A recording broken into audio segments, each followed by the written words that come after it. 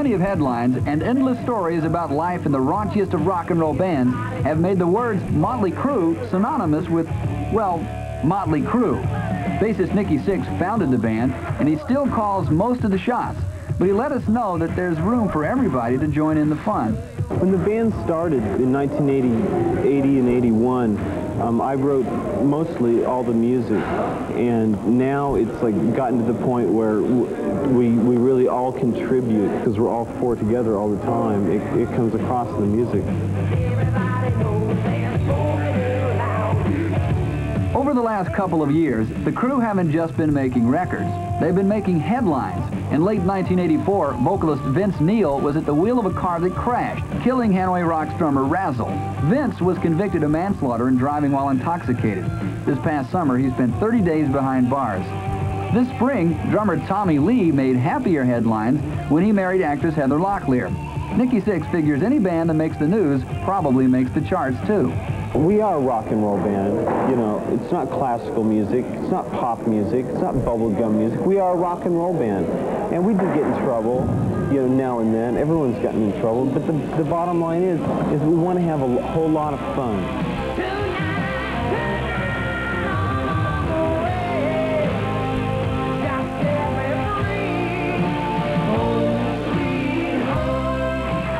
With Home Sweet Home and stuff like that, I think, you know, we just did that to just say we've done that. Now we're gonna go back and just beat on the serious rock for a while. Yeah, there's a lot of different types of music on the Theater Pain album. I mean, there's like blues, there's the slow songs, and there's kind of stuff. We're just kind of getting back into the more guitar-oriented stuff, like the first album, raw.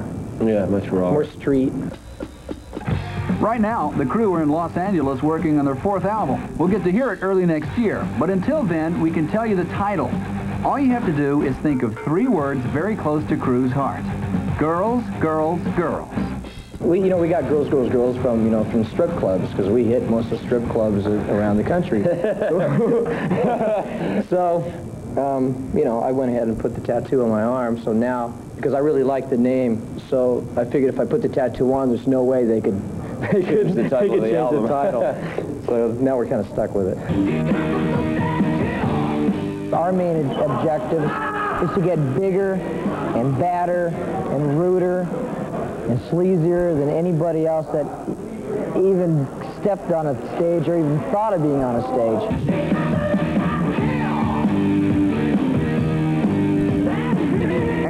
Boys in denim, big amps, big drums, big arenas, big hits.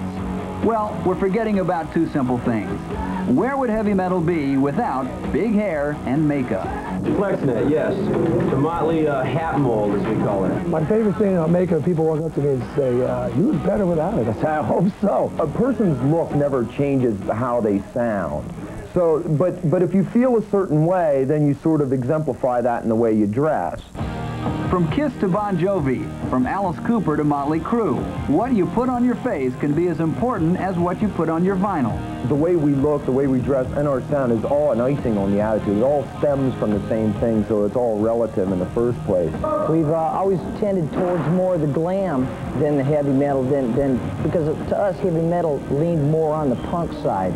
I think a look of a band is important to any band, you know, I mean, again, going back to the idea of, say, our first album where you got something like just Bon Jovi, and the way I played down the looks of the band because I didn't want to be pegged as a pretty boy band. A lot of people are saying, well, this is a glam band, and we're a glamorous rock and roll band is what we are. We like to dress up for the audience.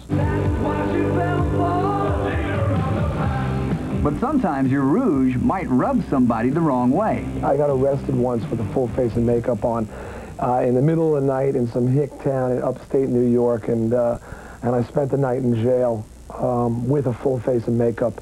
And I think you can imagine the cops had a field day. Let's face it, folks, I was in a lot of trouble.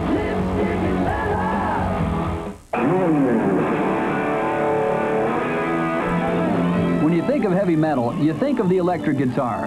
Whether it's producing spiny leads, raging rhythm parts, or subtle harmonics, the guitar is always at center stage in the musical drama that is heavy metal.